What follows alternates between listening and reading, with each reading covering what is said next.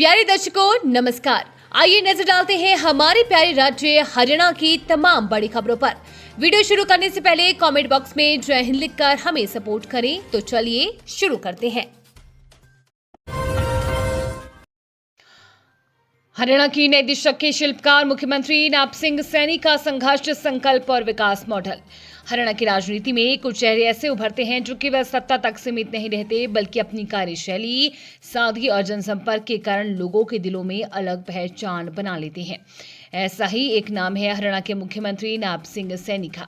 एक साधारण परिवार से निकलकर प्रदेश की सबसे बड़ी जिम्मेदारी तक पहुंचने वाले नायब सिंह सैनी आज हरियाणा की राजनीतिक सोच और विकासवादी नेतृत्व के प्रतीक बन चुके हैं। उनका राजनीतिक जीवन संघर्ष, संगठन के प्रति निष्ठा और जनता से सीधे संवाद का उदाहरण माना जाता है। लू के कहर से राहत के आसार नहीं। फरीदाबाद में 40.4 तो रोहतक में पारा 40.9 के पार। हरियाणा में भीषण गर्मी व लू का कहर जारी है। बुधवार को भी रोहतक पूरे प्रदेश में सबसे गर्म रहा। रोहतक में लगातार दूसरे दिन 40.9 डिग्री सेल्सियस तापमान दर्ज किया गया। फरीदाबाद में 40.4, अंबाला में 45.8 डिग्री सेल्सियस तापमान रिकॉर्ड किया गया। हिसार में इस मौसम का सबसे अधिक 45.6 डिग्री सेल्सियस तापमान रहा। पूरे प्रदेश के लिए 26 मई तक का रेड अलर्ट जारी किया हुआ है। अगले एक सप्ताह तक राहत के आसार नहीं है। हरियाणा में बड़ा प्रशासनिक बदलाव। अचानक प्रमोशन के बाद 21 एचपीएस बने आईपीएस, आदेश जारी। हरियाणा पुलिस के लिए बड़ी प्रशासनिक उपलब्धि सामने आई है। लंबे इंतजार के बाद राज्य के 21 एचपीएस हरियाणा पुलिस सेवा अधिकारियों को प्रमोशन देकर भारतीय पुलिस सेवा आईपीएस कैडर में शामिल किया गया है, जबकि 4 अफसर रिटायर हो चुके हैं। इस फैसले के बाद पुलिस विभाग में खुशी का माहौल है और अधिकारियों को बधाई दी जा रही है। जानकारी के अनुसार केंद्र सरकार और संबंधित विभाग प्रक्रियाओं को पूरा करने के बाद इन अधिकारियों को आईपीएस कैडर प्रदान किया गया है। रोहतक सरकारी अस्पताल में सीएमओ और आईपीएस अधिकारी का औचक निरीक्षण, व्यवस्थाओं का लिया गया जायजा। रोहतक जिला के सरकारी अस्पताल में सुबह मुख्य चिकित्सा अधिकारी डॉक्टर रमेश चंद्र तथा एक आईपीएस अधिकारी ने औचक निरीक्षण कर अस्पताल की विभिन्न व्यवस्थाओं का जायजा लिया। निरीक्षण के दौरान कर्मचारियों में भगदड़ मच गई। कर्मचारी अपनी ड्यूटी पर तैनात दिखाई दिए। अस्पताल में बिजली, पानी, दवाइयों की उपलब्धता, साफ सफाई, मरीजों को मिलने वाली सुविधाएं तथा अन्य आवश्यक व्यवस्थाओं की गहन समीक्षा की गई।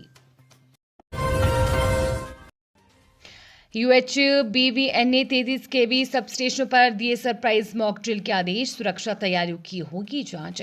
उत्तर हरियाणा बिजली वितरण निगम ने सभी ऑपरेशनल सर्किलों में चयनित 33 केवी सब स्टेशनों पर अगले मंगलवार सुबह 9 बजे सरप्राइज मॉक ड्रिल कराने के आदेश जारी किए हैं।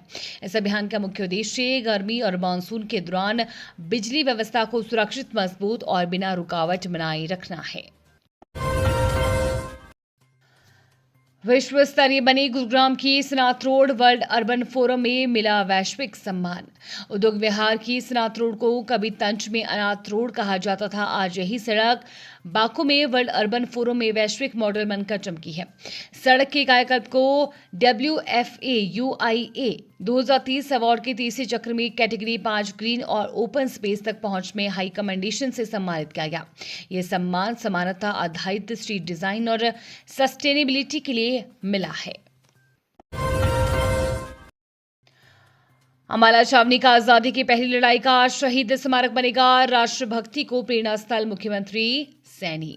हरियाणा के मुख्यमंत्री नायब सिंह सैनी ने आजादी की पहली लड़ाई का शहीद स्मारक का अवलोकन किया। इस दौरान उनके साथ कैबिनेट मंत्री अनिल विज भी मौजूद रहे।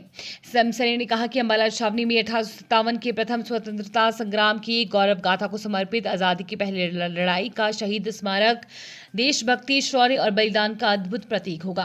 उन्होंने कहा कि स्मारक न केवल हमारी ऐतिहासिक विरासत को संरक्षित करेगा, बल्कि आने वाली पीढ़ियों देखकर यानी कि विशेषकर युवाओं के लिए प्रेरणा का स्रोत केंद्र रहेगा। मजदूर का अपहरण कर खेतों में बंधक बनाकर मारपीट का मामला हुआ दर्ज। फरूखनगर स्थित एक कंपनी में मजदूरी करने वाले एक युवक को अगवा कर खेतों में बंधक बनाकर बेरहमी से पीटने और जान से मारने की धमकी दी गई। फरूखनगर थाना पुलिस ने पीड़ित की शिकायत पर बुधवार को मामला दर्ज कर जांच शुरू कर दी है। पुलिस के मुताबिक मूल रूप से झज्जर निवासी अरुण कुमार पुलिस को बताया कि 17 मई की रात को वह अपनी कंपनी में गाड़ी खाली कर रहा था, तभी दीपक नाम के लड़के ने उसे जान से मारने की धमकी दी। सुबह करीब 4 बजे तक जब अरुण की छुट्टी हुई तो दीपक ने एक अन्य साथी के साथ बाइक से उसका पीछा किया। मुबारकपुर गोल चक्कर के पास दोनों ने अरुण को पीटना शुरू कर दिया। बेटे का मोबाइल छीनने के विरोध में महिला पर जानलेवा हमला, 1.5 साल बाद कोर्ट के आदेश पर पुलिस ने किया केस दर्ज। अशोक विहार फेसिन इलाके में 1.5 साल पहले एक महिला पर हुए जानलेवा हमले और लूटपाट के मामले में गुरुग्राम कोर्ट के कड़े रुख के बाद आखिरकार सेक्टर 5 थाना पुलिस ने मामला दर्ज कर लिया है।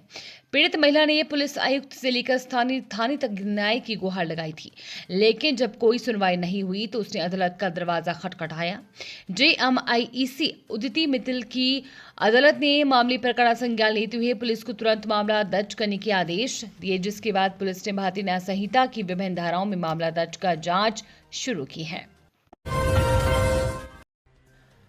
प्लॉट निर्माण के विवाद में दबंगों ने किया परिवार पर हमला, केस दर्ज। गांव फाजिलवास में एक प्लॉट पर निर्माण कार्य के विवाद को लेकर दबंगों द्वारा एक ही परिवार के लोगों पर लाठी डंडों और पत्थरों से जानलेवा हमला किया गया। इस हमले में बुजुर्ग पिता का हाथ टूट गया, जबकि बेटे के सिर पर गहरी चोट लगने के कारण मौके पर ही बेहोश हो गया। बीच बचाव करने आई महिला के साथ भी हाथापाई और मारपीट की गई। बिलासपुर थाना पुलिस ने शिकायत के आधार पर मामला दर्ज कर जांच शुरू कर दी है।